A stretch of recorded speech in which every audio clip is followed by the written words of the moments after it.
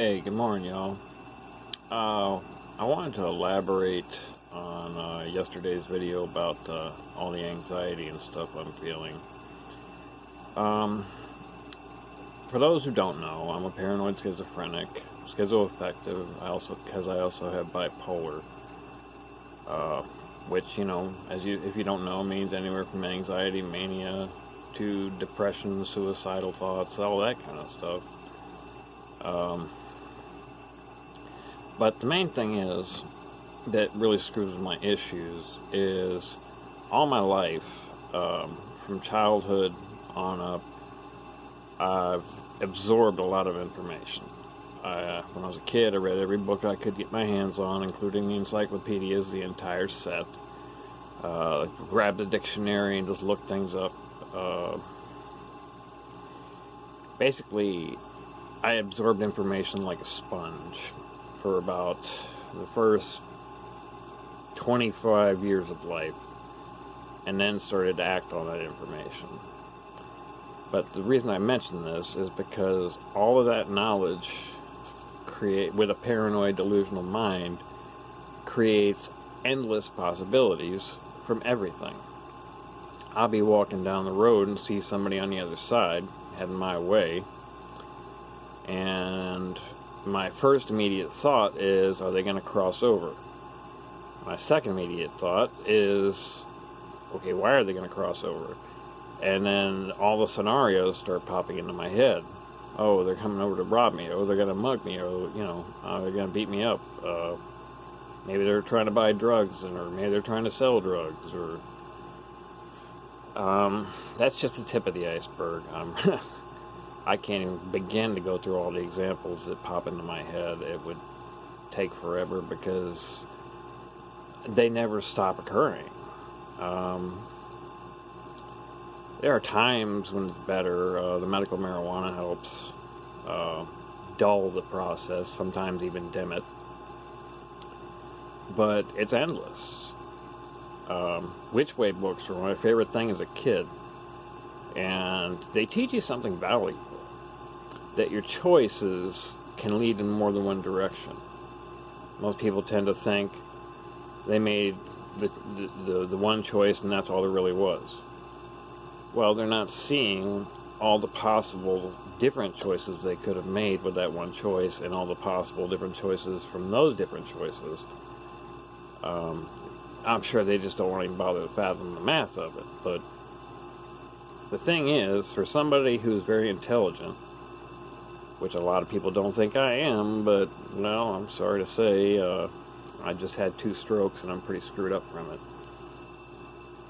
But having all this intelligent thought and being a paranoid schizophrenic creates endless scenarios it's just, you're stuck in dreamland. And if you're not somebody who's rooted in reality, it becomes a major problem. I'm rooted in reality, but the depth of all this situation, between the virus, the racial tension, the 4 years trying to get my disability back, just being dependent on family for 4 years, I don't know, just so much. It's just finally, getting to a point where I can't hack it anymore. And for a short time I was without my antidepressant because we couldn't afford it. Back on it now. Hopefully that will help, because my sleep gets screwed up. I mean, the antidepressant doesn't help with that, but it'll help maybe kill some of the negative thoughts from occurring. It has, so definitely. But I just want y'all to understand, don't think because somebody has something to say about everything, it means they don't know anything and they just want to speak. That may be your case, and I'm sorry for that. But those of us who absorbed information all our lives and like to enjoy sharing that information, we're going to share on every topic, and, you just got to deal with that. That every topic thing is why we're so crazy, knowing so much makes you scared. Because knowing human behavior the way I do, there's just no trusting it. There's no rational decisions in most things people do or say or think. Most people aren't even aware of what they say, do, and think, because you tell them about it the next day, and I didn't do that, I didn't say that. Week later, that never happened. You're dreaming that. And, everybody that was there watching it was like, what the hell? But this is almost everybody now. I mean, people I'm really close to, people who, it's like it's a sleepwalking society now. Perhaps it's because people are trying to block out all the stuff that's making me crazy. But that's like putting on a blindfold and getting on the freeway. While drunk and high at the same time, probably, because, watch out, Frisky. Because, you don't know what's going to happen. Why do you not want to know what's going to happen? Play the tape through. Every choice you make goes somewhere. Play the tape through in your head before you make the choice. It's real simple. Imagine the possibilities based on your past experience.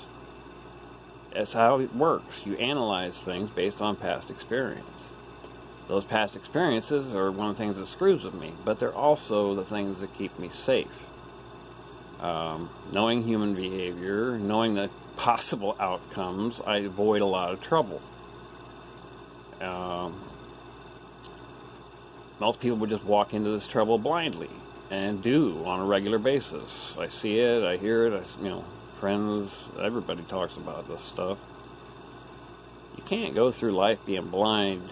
Yeah, sure, knowing too much makes you a little bit crazy, but also, if you're someone who is rooted in faith, and you know all that stuff, and you know all this stuff about human behavior, like me, you see the possibilities, the endless possibilities for man to start getting along, to start agreeing, to start ignoring differences. Like racial tension, for example. Yes, there's reason behind it. I'm not putting it, trying to simplify it or anything like that. Yes, there is a strong reason behind it. But the simple fact is, like they're trying to take down these, all these Confederate statues and stuff, if you stop talking, if things aren't prevalent anymore, if people aren't seeing them, hearing them, they disappear. The years of my life where people stopped talking about racism so much, it was less.